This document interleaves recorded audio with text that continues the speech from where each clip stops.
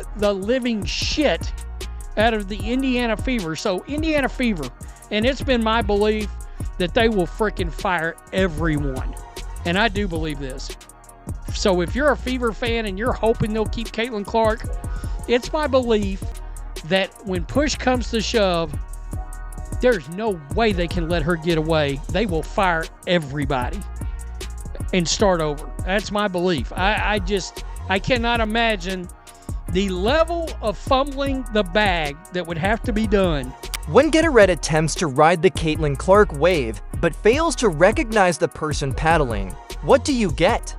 An exaggerated PR catastrophe with additional electrolytes.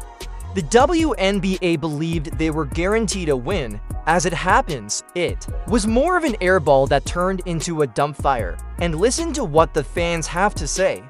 Perhaps Fever management may like to participate in this survey.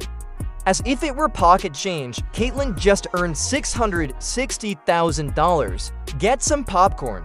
It's juicy. Caitlin Clark meant to the WNBA. Everything. She's changed the dynamic and history forever for women. I see a lot of young girls here today, and I see how inspired they are, and she's even gotten me back into basketball. I think she has brought attention. She did it for us. We have never watched, and we have become big fans. I don't think her contributions have been extreme as what people think they are. I think the league in itself has been getting better, and that's really what we should be focusing on. I think she's brought a lot of attention to the WNBA, and it's needed. I think it's great. I actually grew up watching the WNBA, so it's really exciting to see a resurgence. She meant everything. I never watched it before. I'll be gone to if she quits the Fever. It's no longer a whisper, it is a full-fledged call to action. Caitlin Clark is not limited to her WNBA career. For a whole new generation of fans who were unaware of the existence of the Fever 6 months before she is the WNBA, it appears like Caitlin is about to lose half of the fan base in the divorce, so Indiana had better start preparing a custody attorney. And there's enough votes here. This is a good test to see how bad this would be. Swag put this out, and it's starting to make the rounds. I voted. Okay, Fever fans, answer this. If Caitlin leaves Fever, would you still support the Fever? We got 1,145 votes here.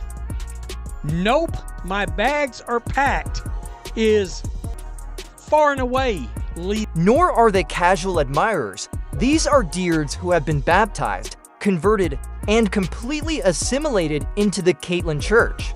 Zip codes and team colors are irrelevant to them. Caitlin is the emblem.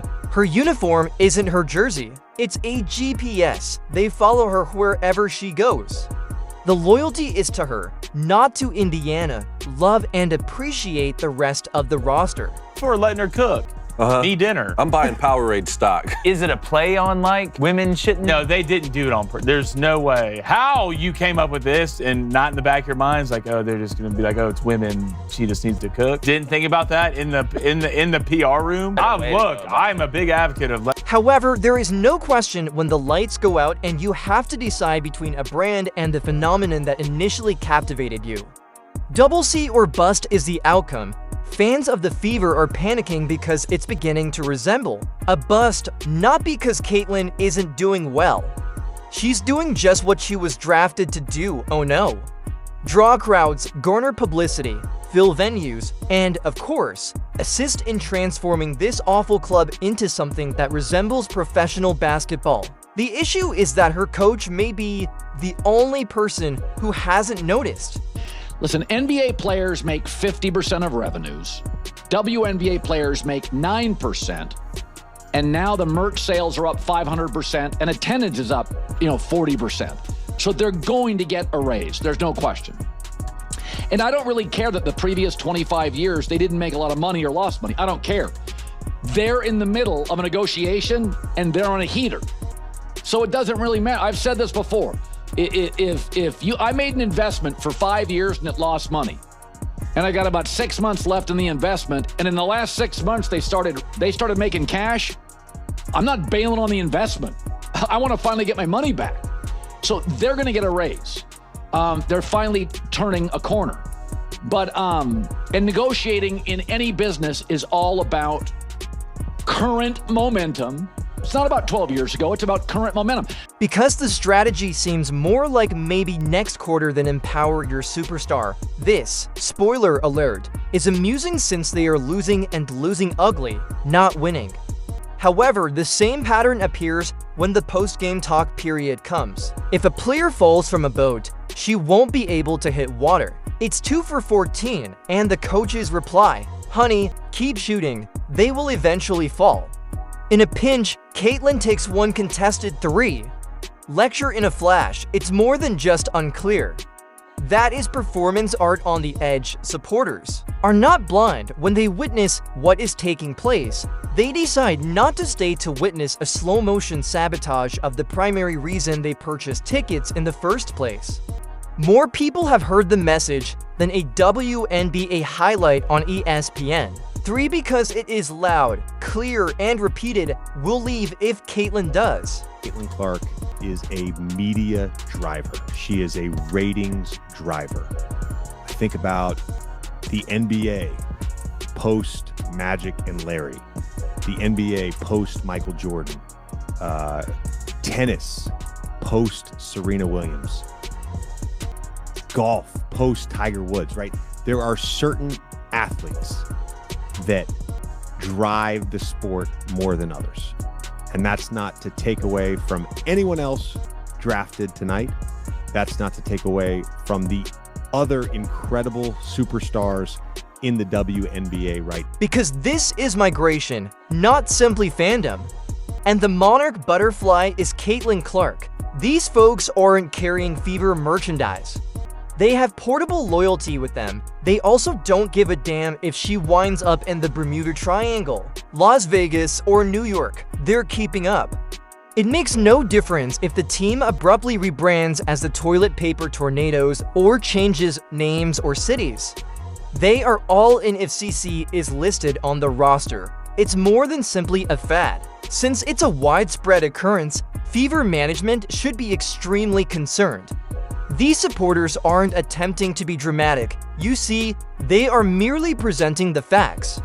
They even considered the WNBA because of Caitlyn. It wasn't marketing for the league. It wasn't the Instagram loops or the gaudy advertisements. One Iowa child had the personality of a late-night talk show presenter, Steph Curry range, and extraordinary court vision. She made watching women's basketball on TV a mandatory. Imagine now willingly ignoring that. It would be similar to opting to pave over a gold mine in order to construct a strip mall. The investors are incensed because it makes no sense. Indeed, supporters adore the rest of the team. The remainder of the roster is not being attempted to be removed. The t-shirts don't bother me, but why do you take a shot at the Golden Goose, Caitlyn Clark? You guys were flying before she arrived on one of those airlines that made you pay for a cup of water. One of those airlines that is the planes are the color of a highlighter. Now you're flying private. Okay, if you're in a band and you're staying at the Motel 6 and you add a band member and now you're at the Ritz-Carlton, keep your issues to yourself. The worst aspect is that it appears to be deliberate, as if some perverse reasoning is being used in the background. Maintain the rookie's modesty, keep her from growing to large. Even if the veteran's shooting percentage is more akin to a Powerball prize than the league average, make sure they still get their shots.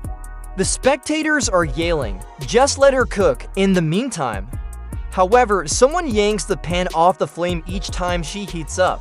When you add uncomfortable body language, heated press conferences, and dubious late-game choices to that, the Caitlyn Clark fan base suddenly becomes irate rather than merely devoted. They feel as though they have been duped. It is impossible. To promote your new celebrity, use her as the face of every company from Gatorade to garden hoses, and then treat her like a glorified stand-in during the game. It's not a strategy, that is slow-motion sabotage. What would happen, then, if she left? Easy. Since streaming services were created, the WNBA has seen the biggest fan exodus. One day, you'll be performing for record-breaking crowds in front of packed houses. The following is crickets, and Ninja Warrior replays are attracting better viewers. 23. I'm going to pass on that question, actually. WNBA star Caitlin Clark is transforming women's sports. She fills arenas night after night, and her games have smashed TV viewership records. And if you watch Clark play, well, it's not hard to figure out why. She makes deep three-pointers look easy. And like all stars, wants the ball when the game is on the line. And don't assume that this is just rhetoric. These supporters aren't playing bluffs. They have already begun investigating other cities. They have group chats, spreadsheets, and maps. In Phoenix, several people have rental apps open. The zip code system in Las Vegas is being learned by others. Since they aren't associated with a logo, Caitlin Clark watch parties are being organized in states where she doesn't even currently play, just in case she is traded. They have a connection to the past. They didn't develop a deep affection for Indiana basketball. 6 months ago, they had no idea what a fever was.